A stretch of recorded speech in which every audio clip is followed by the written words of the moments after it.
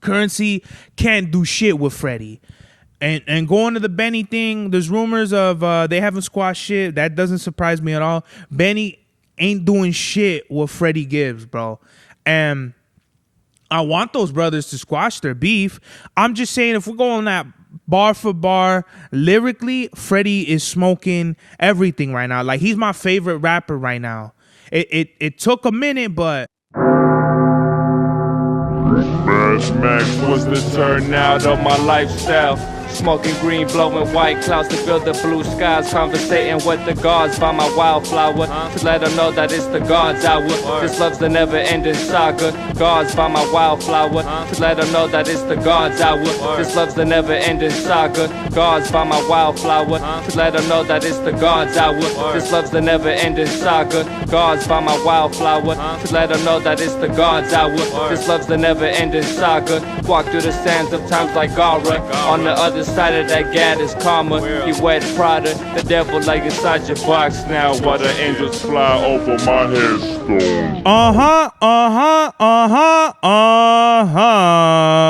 We are back with another episode of the God's Hour Podcast. Bless you. God's Hour Podcast. Fuck, buddy, you fucking ruined my intro, buddy. With your boy Big Serpavelli back in the place to be, La America Superior Palace 81 Studios. We are live in effect, live and direct. It's your boy, Mr. 9 Times. Yeah, man. Today's mathematics is wisdom and power, all being born to God. So first of all, your wise words are powerful. You need to refine the words that you say, because guess what? God is the universal consciousness in the world, in the universe. So whenever you are speaking through God. God is speaking through you. So refine that and take power in that.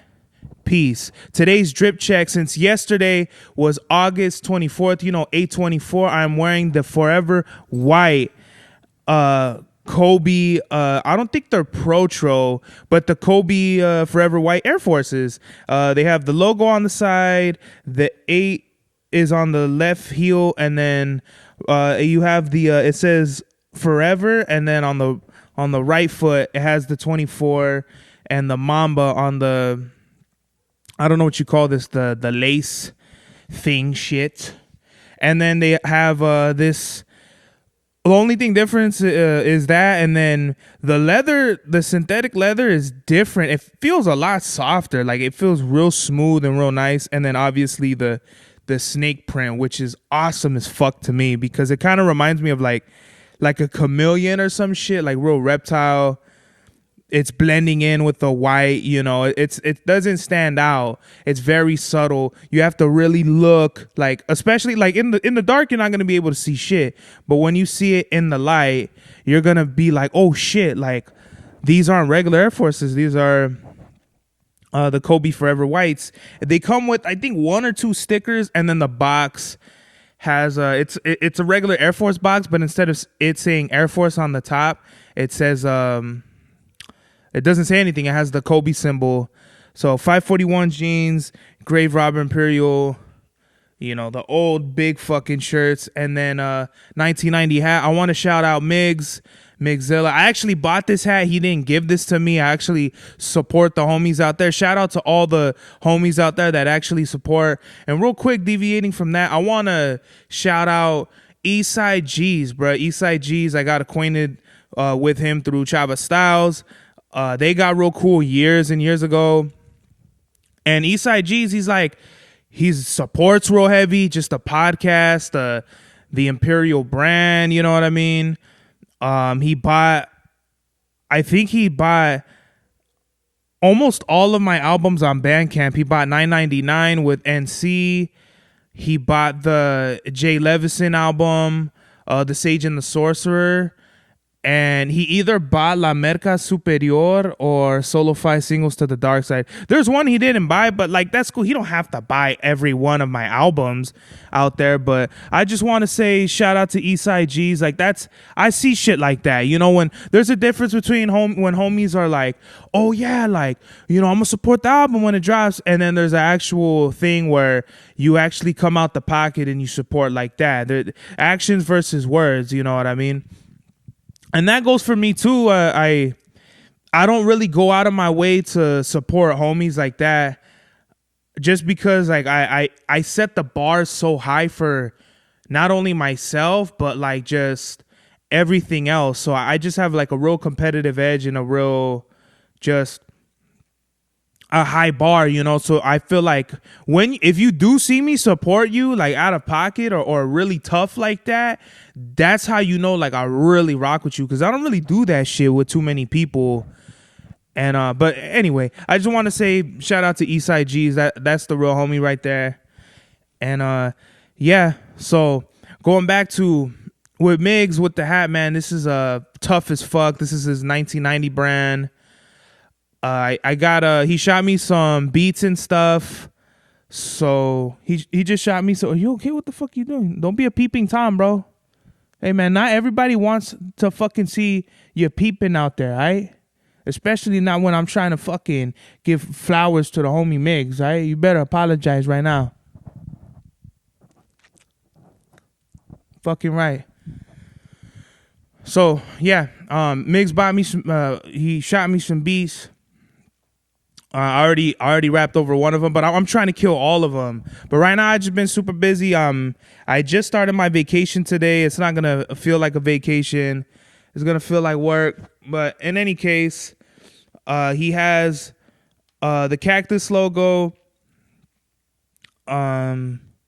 It's cactus. It's a cactus that says it's basically, you know, the LA Dodgers, but a cactus, and then the back says Los Azatlangeles, I guess. Los Azatlangeles. I don't know. I don't even speak Spanish, so that's how you know it fucking doesn't even roll off the tongue. Los Azatlangeles. There you go, fucking. There you go. There no Sabo Serbies in the building. Yeah. Everybody go fuck yourselves for this episode. Hey, this fool don't even know how to speak Spanish. Yeah, and your mom doesn't even know how to suck dick either. So there it goes. What is it? So I'm gonna be on vacation and I'm gonna be heading out somewhere soon. You're gonna see in the next episode. I love getting everybody in anticipation for that. Have a couple of things to say, but first and foremost, I want to go back to with Kobe, man. They unlocked some shoes in the vault on the sneakers app for only a little bit. It was super weird. They came out with the Protro. I think those they're 5s or 6s, but the eggplant ones, I heard the red ones came out, but I didn't see them. And all those sold the fuck out. Every other one that they came out with, except the Halo, they came out with the Halo. I think those are the 8s and the eggplants. Those sold out, but every other fucking shoe that they came out with didn't do well on the app. Like they all were still in stock, which I think is crazy because it's like, what back catalog or how much inventory do they actually have somewhere for them to still have these? I wonder if it's just like they come out with a full like a limited full size run of inventory, and then maybe they give the rest away when it's not Kobe Day or is it Mamba Day, right? My bad, Mamba Day. And like, what is it? Because for them to drop the Kobe's, it makes no sense, because I was gonna buy those too, the Kobe's, because they look nice to me and they look different. Like the Kobe, the high tops, they're just a different looking shoe. I was just about to buy them, and then on StockX they're like half the price. So I'm like, see, this is where Nike has to be in just Nike in the sneakers app. They need to be strategic with their drops. They got to be coming out with shoes that are like, I feel high on the market, like high value on the market, and or at least sought after. Because if Nike comes out with $240 they open the vault to get the Kobe's out, and they're double the price of whatever's on StockX or anything you could get out there. It's like, why even put them out? I understand if you're trying to like, believe me, there's people that are just gonna buy from Nike just to support Nike. It's the same thing if you go to fucking Louis Vuitton or Gucci or whatever. You're gonna want to go in there to get that experience and just come out. Those guys that they go in there to buy the cheapest shits. You're gonna go to a Supreme and buy a beanie. That's not bad, but it's just like, we all know what you're doing, bro. Instead of buying a fucking a $200 hat or shirt or jacket or whatever, you went for the cheapest thing. You went right up to the front, bought a set of wheels for $50 or whatever bullshit, just because like you wanted to be like in the in crowd.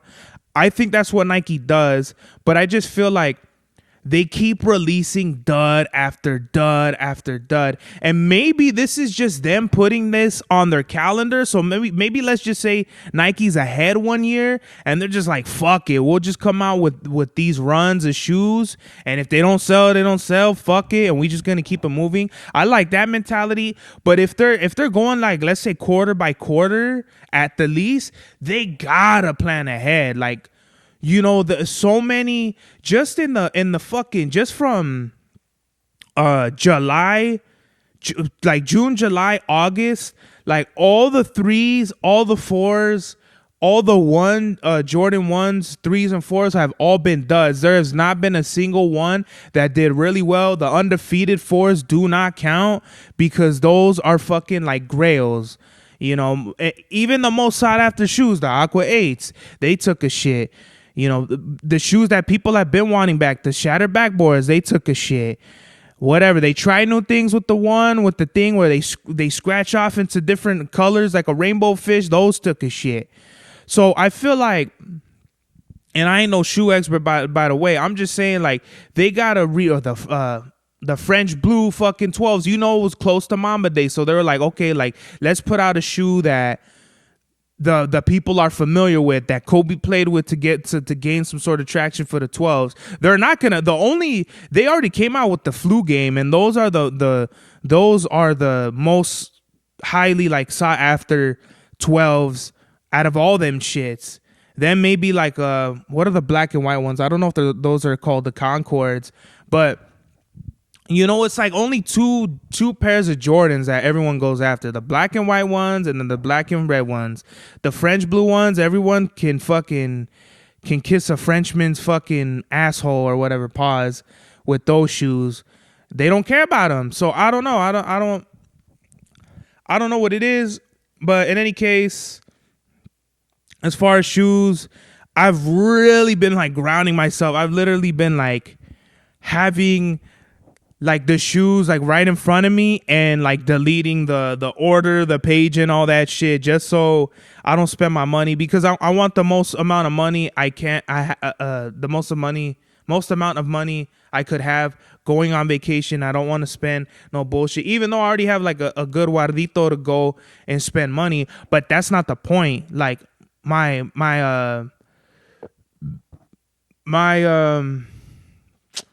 game plan is, I'm going to go and there's going to be a sneaker store and I'm probably going to pay top dollar for some shoes that they have out there. Like they have something like a Flight Club out there or something. I forgot what it's called, but I do want to go out there, check the fucking store out, get some sneakers like that and come home. And all the rest of the money I have, just fucking put it down on my credit or save it. Probably do half, do a little bit of this, a little bit of that. Because what I really want is all coming at the same time at the end of the month. I don't know if I discussed this on the last episode, but on the 29th, we're going to have the Diamond Turfs, which I'm going to want. The 30th, the Wake 5s are going to come out. And is that it? Yeah, the 29th are the Diamond Turfs. I'm going to want to come out. I'm going to want to snatch those up. And then the Awake 5s. I feel like something is going to drop like right after that too. Oh, and the Cave Stones. But like, I mean, That'll be on the next check, so I'll be good. But you know, I think the Diamond Turfs are tough. The other ones that they came out with, is that the Deion Sanders shoe? I think it is. But those are tough to me. The Diamond, the other ones, they're like black, white, and red. Those are tough. These ones are black, white, and turquoise. Fire, bro. I mean, I'm trying to diversify my sneaker silhouette palette, and yeah, man. Let's see. You know, I barely saw that Raw's theme song is Fiend by, I think, Travis Scott and Playboi Carti. I think that shit is corny as fuck. Fiend. For fucking, bro, growing up, Raw had, you know, get the rock songs, you know what I mean? And they refuse to see the change in me. Let's get it on. Like, what the fuck happened to like really like fun, hard, fucking dope songs ready to smack a motherfucker in the fucking face, bitch? I'll power slam your bitch ass through a table swanton bomb, stunner, like all this shit. Now I mean, fiend. Like, what the fuck? What, like, how high do you want the kids to get to listen to this garbage ass shit? Where do we get in WWW? To me, WW fucking F always had the hard songs, whether it be the Nation of Domination, like, or Stone Cold Steve Austin, The Rock. All these dudes had the illest theme songs, and and literally the theme song for Raw, like in the Attitude Era, was like no lyrics, just straight like fucking like dope rock songs. We need to get back to that, bro. Even SmackDown at the time had a dope theme song, and I won't be denied. Na, na, na, na, na, na. Come on, bro. Like, I'm not the best singer or fucking rock knowledgeable artist of the WWE franchise, but listen, bro. Like, we need to bring rock back into theme songs and wrestling. Like, all this shit is like real 808 sub bass heavy and shit, rap shit. I'm like, okay, cool. What was cool about the Attitude Era was hip hop was very niche. You know, you had the Wolfpack, don't turn your back on the Wolfpack. This is 96 or 7 or 8. You know, don't turn your back on the Wolfpack. That shit was hard. We had Too Cool. That shit was fucking fire. Fools was breakdancing shit and get they, you know, a little 2-step off in the ring. You know, Rikishi, what was it, Grandmaster Sexy Paws and fucking Scotty Too Hotty. You know, that was what made hip hop cool, because it was still a niche thing that was still bubbling, and it was still at the time it was still like kind of anti-establishment. It was getting into like the whole genre selling out, but I feel like when rap really sold the fuck out was when like it went to the South. When hip hop came to the South, that's when I felt like all the edge to it, all the raw and gutterness of it, it just became too corporatized. You know what I mean? They sweetened it up. They put the sugar in it. Before, it had no sugar in it, you know? And and I'm not blaming nobody. Hip hop is just in a different space. To me, I don't even consider it hip hop. It's like some other shit, you know. Like, I think RZA said, "Y'all trying to turn this into R&B rap and bullshit." And I'm not trying to say it's bullshit by any means. It's just not the hip hop that I grew up listening to. I grew up listening to fucking Big L, Redman, Wu-Tang Clan, Black Moon, bruh, Helter Skelter, bruh. I grew up listening to G Unit, and maybe that wasn't the best example, but I'm just saying, bro, like, with today's rap music, I was getting my haircut. Shout out to Carlos real quick. We're gonna do a fucking he kind of re-rocked the design he did for me already, but he went, what he's kind of doing more, he's hitting me in the back right here. Pause. He's fucking cutting the side of my head right here, with more details. But he did kind of already the halo, kind of like some angels type shit, like the angels. And what was it? I'm getting cut in the barber shop, and they playing just like nonstop like Playboy Cardi, Future type shit. Which don't get me wrong, man, I like some of that shit, but it just gets to a point where it's not hip hop. It's just, to me, it's like pop dance club music, you know? What's his name? Ice-T said that first, but you don't have to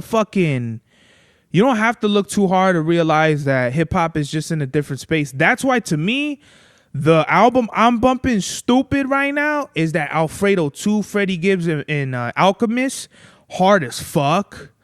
You know, that album made me want to go back and listen to Freddie or go and listen to Freddie, because I never heard. My back is fucked up right now. Goddamn, son.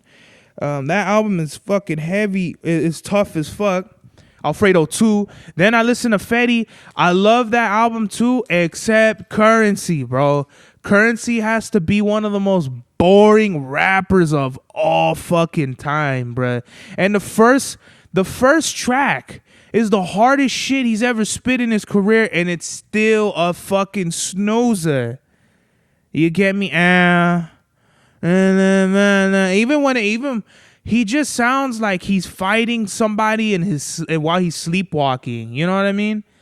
It just don't go over well. And Freddie dumps all over that album. And when he says, "Could have ran that Freddie by myself, bitch, I'm the best without," that ain't a shot. That's the truth. You know, like, why even that whole beef is crazy to me, bro. Like the people that are taking Currency's side, it's like, why, bro? I feel like this is the thing. Just because a motherfucker's out the way, don't mean he can't be a dickhead. You know, just because you're polite, that don't mean you're nice. You could smile in my face all day and wave to me, but you might talk shit about. You might think your neighbor is being real polite and nice by waving to you, right? Okay, oh my God, this guy's a nice guy, right? But behind closed doors, he's talking shit about you. You know, he's fucking just putting your name through the mud and all this shit. That ain't cool, bro. How was that?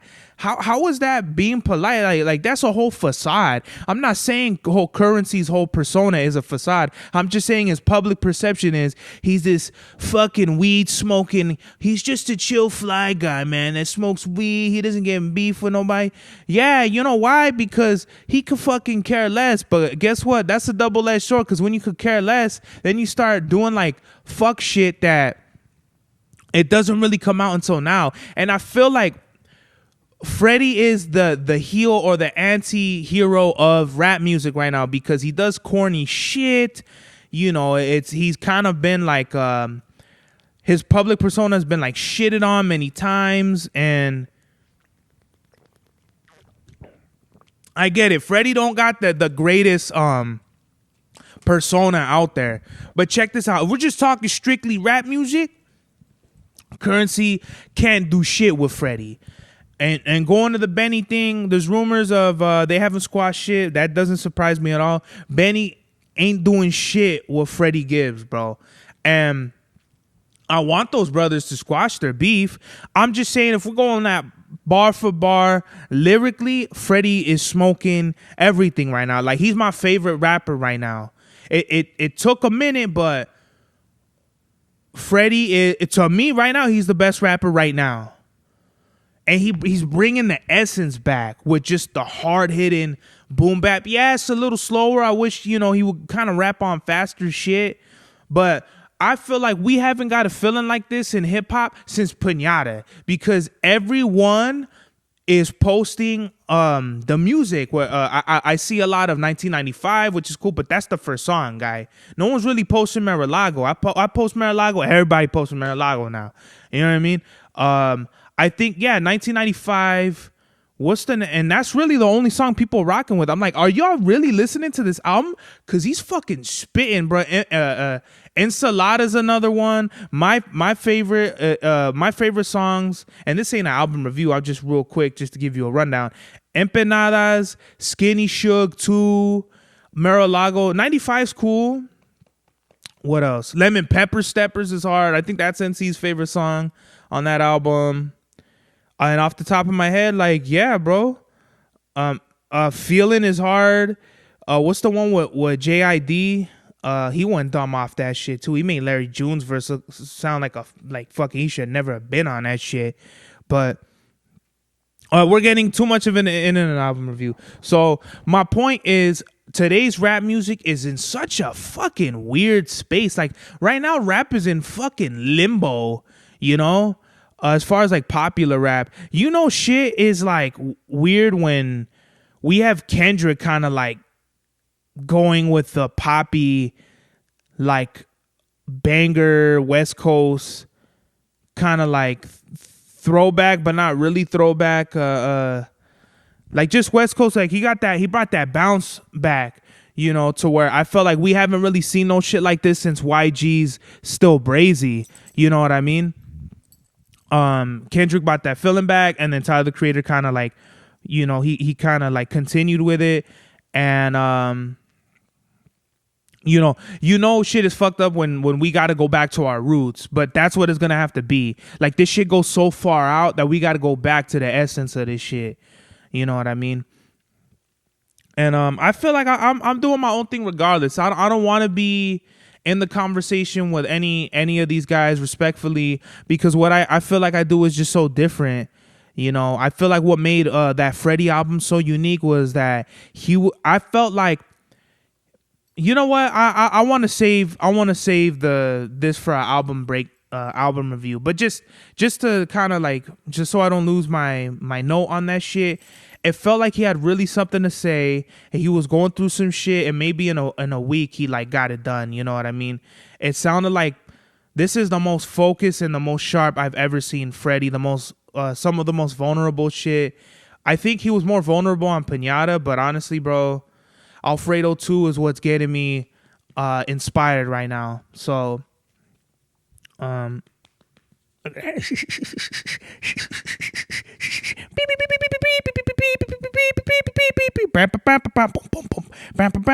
was a fucking look at that. You're such a child. All right, what else do we got to talk about?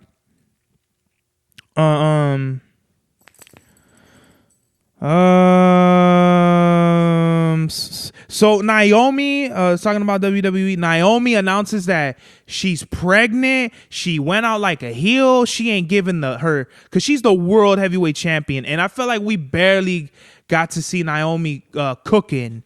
So she came out, left as a heel, put the belt on the ground. And you could tell she's like holding back tears, because she probably has all these mixed emotions. Segun, like I heard that it was like she was trying to have a baby, and imagine that, like you're trying to have a kid, you probably don't think you're gonna have a kid, and when you're at the top of the world in your career, you get pregnant. Like as a woman, like women are emotional creatures and beings and shit. They run on emotions. So I could just only imagine that was like probably one of the best promos of the year and shit. Top 3 for sure.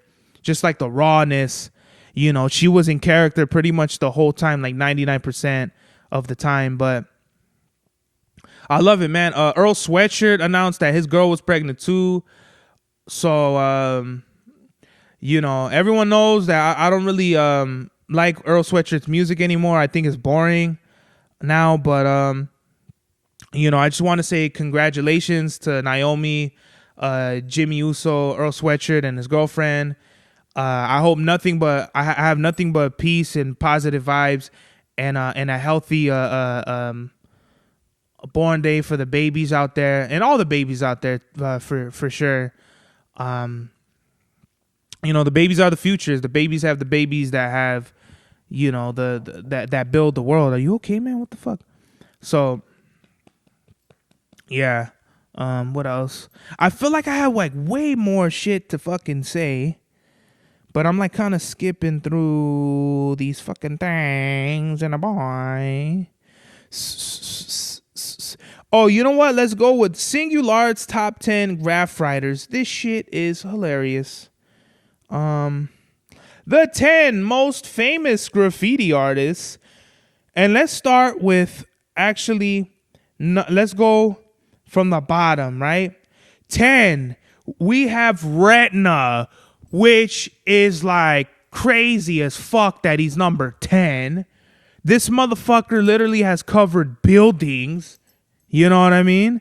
I mean, there's other, but I mean, like, his shit is crazy as fuck. Okay, so Marquise Lewis, known by his alias Retina, has carved out a niche in the realm of graffiti with a script style. Drawing inspiration from languages and cultures, Retina's artwork seamlessly bridges street art and contemporary aesthetics. Well, I've said this before, Retina's one of my best, like one of my favorite graffiti artists of all time. He's I feel like when I see shit like that, it makes me think of like hieroglyphics. To me, it's more like hieroglyphics and calligraphy put together. I've actually known a homie who says that Retina bit someone else's style. I don't know how true that is, but graffiti is like really like on ego shit. Whether it's true or not, the bottom line is Retina took calligraphy and blended it with hieroglyphics. That's how I feel. That's my opinion on it. If anyone can correct me. But for him to be number 10, bro, don't go anywhere. You better not jump off that fucking come here. Come here. You want to get down? Hold on, son. Want to get down?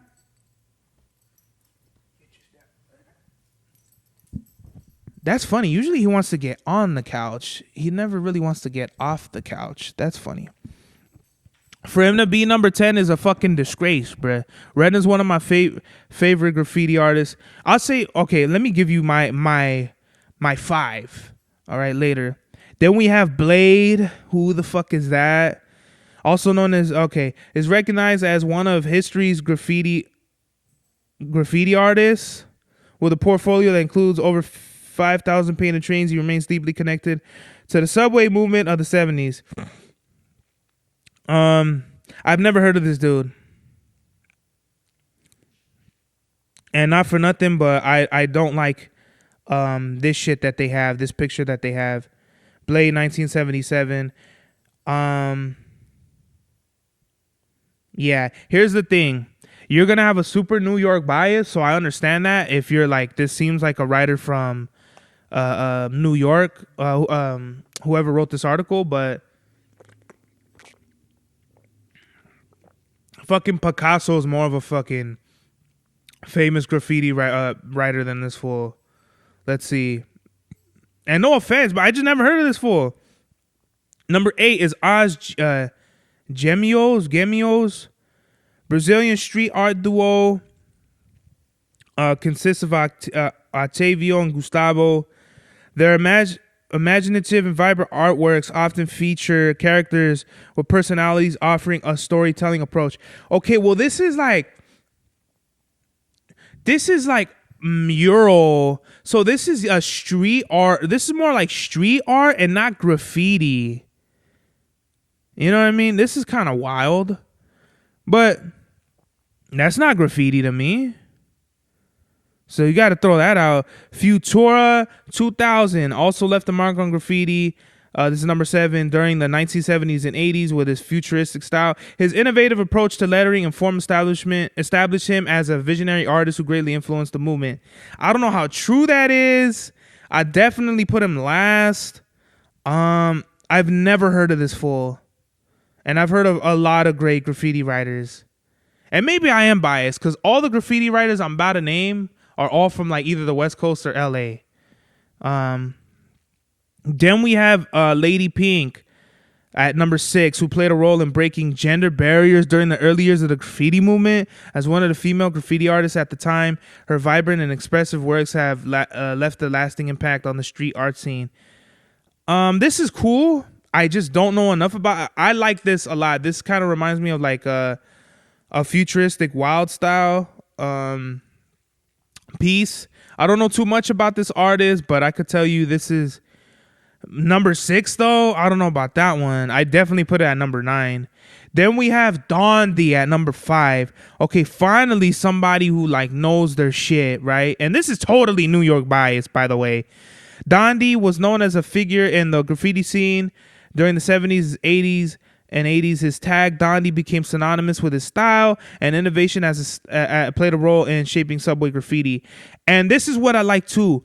His name covered the whole fucking train, like top to bottom. Not like that dude Blade where it went from like the windows down. This fool took the whole train car and blasted it. I like this a lot. Then we have Keith Haring, bro. Okay, Keith. And as far as like Dondi, I'd put him higher up. Maybe 5 is warranted. 5 is a good choice. I like that.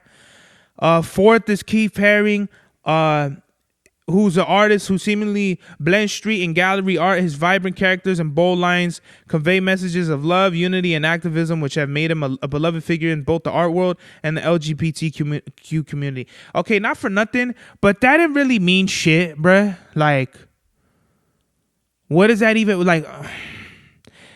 I get what they're trying to do. Most famous as in like art galleries and like what these white people spend their money on. Okay, I get that, but really, bro?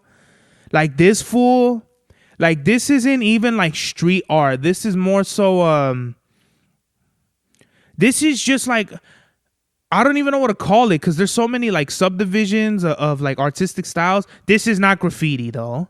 So get him the fuck out of here. Here's a good one. Shepard Fairey, known for his contributions to both street art and graphic design, has made an enduring impact on these realms. His charged designs, including the Hope poster for Barack Obama's 2008 campaign, have become significant cultural symbols. And if you don't know who Shepard Fairey is, he's the dude who created Obey. So for him to be at number 3, I don't mind that at all. You could still find his shit in LA. Like that's how hard and that's how respected his shit, his brand still is, because nobody wears Obey anymore, but people respect the art. You know why? Because when you look at Obey, it conveys messages of like artistic revolution and real thought-provoking messages. You know, something. He's like the modern day Banksy. I feel, you know what I mean? Like the real street, like everyone who thinks like Shepard Fairey is who everyone thinks Banksy is. You know what I mean?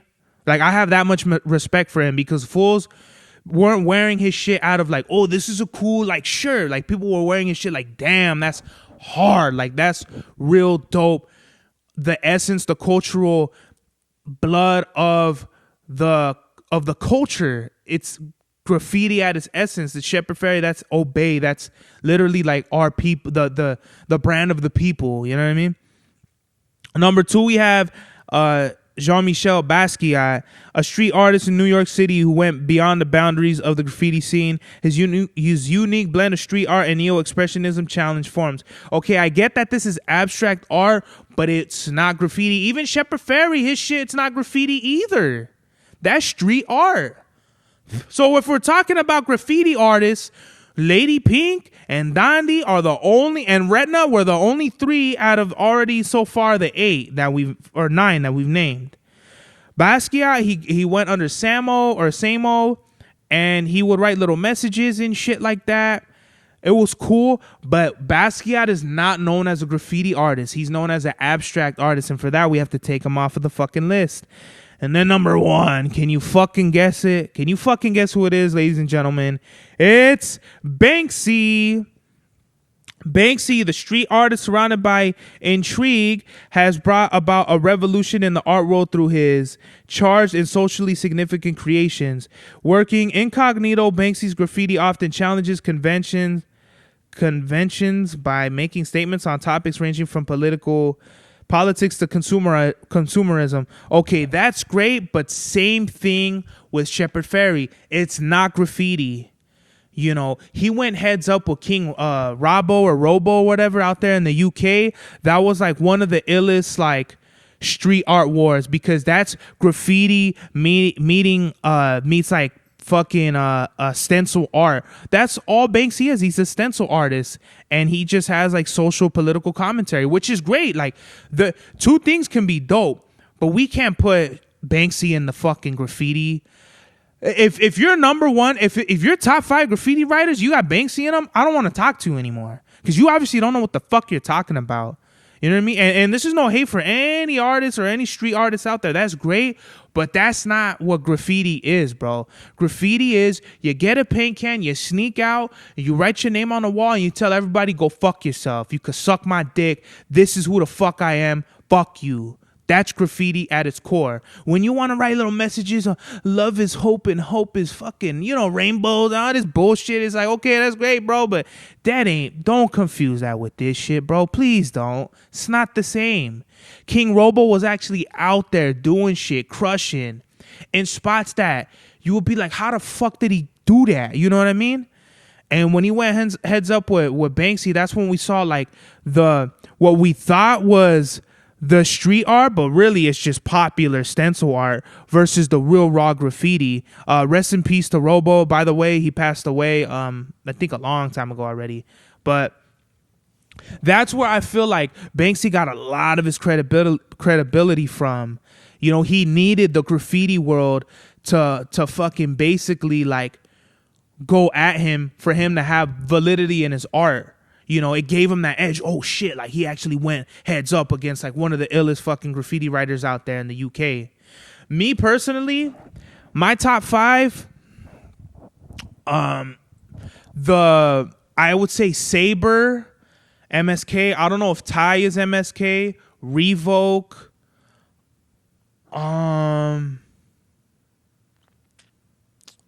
GK, and now this is all the MSK crew. Revoke, Retina, my bad. Then, man, number 6, I got Os 97. We'll go for the old school guys. Then, like, dudes are doing it now. I like Os 97. I like Scatter. I like Hopes. Endom and Buick. Fire as fuck. If you wanna contest my graffiti, that's old school and the new school, true school. You know what I mean? So, I'm out there and I'm looking around and I'm looking at things. You know what I mean? There's another one, Boat, or it's like they kind of look like, the Valentine's, the mints. I think it's Boat, like BOTE or something. That shit's hard. Honorary mentions. We'll do like Woody, hard as fuck. Honorary mentions.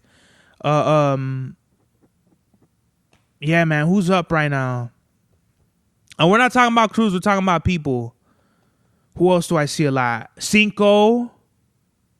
You dig? Honorary mentions. I can't think of shit right now. Yeah. That I've actually seen out there. I'm not on Instagram. Oh my God, they fucking made it. Yeah, no, I'm actually out here looking at who's doing shit. You dig? That's probably it. Yeah. All right. Message of the day, man, is, the more that I think about things, man, it is just, you might carry a lot of luggage in this life, you know what I mean? And in order for you to be successful, you got to drop a lot of that shit. All that negative bullshit that you're carrying on to, whether it be the sadness, the pain. I think I've already said this before, but Joey Diaz, he's talking about dropping off luggage where you just, the door's 4 feet. You're carrying, where you're carrying is 5 feet wide, but the door's only 4. Sorry, motherfucker, you're going to have to drop something off. And that's just what it is in life. You have to drop all the fucking bullshit. Maybe not all of it, but at least some of it, man. Just, you carry that weight in your heart, and it's like, for what, bro? Yesterday, my coworker, she was freaking, all right, well, one of my coworkers was freaking the fuck out about some shit, and I was like, what are you gonna do? Like, it is what it is. Like, if you can't change some shit, why even freak the fuck out about it? And that was my point. It's like, it's okay. Like, what do you want to do? Like, it is what it is. Like, relax. You know what I mean? Like, it's okay. They're like, no, it's you know what I mean? You really think it's okay? It's okay? All this shit. I'm like, if it is, or even if it's not, what are you gonna do? If you just because you don't like the fact that the sun comes up, you are fucking crazy if you think the sun ain't gonna come up tomorrow, bro. So why even freak out about it? That's my point. You know what I mean? So in life, man, you gotta drop all the bullshit that is in your life. You just gotta get rid of it. You gotta get out of your mind. Not for other shit, for you, bruh. You gotta fucking let that shit go. This is the God's Hour. Mad Max was the turnout of my lifestyle. Smoking green, blowing white clouds to build the blue skies. Conversating with the gods by my wildflower to let them know that it's the God's hour. This love's the never-ending saga. Gods by my wildflower to let them know that it's the God's hour. This love's the never-ending saga. Gods by my wildflower to let them know that it's the God's hour. This love's the never-ending saga. Gods by my wildflower to let them know that it's the God's hour. This love's the never-ending saga. Walk through the sands of times like Gara. On the other side of that gad is karma. You wet Prada, the devil like inside your box now. While the angels fly over my headstone.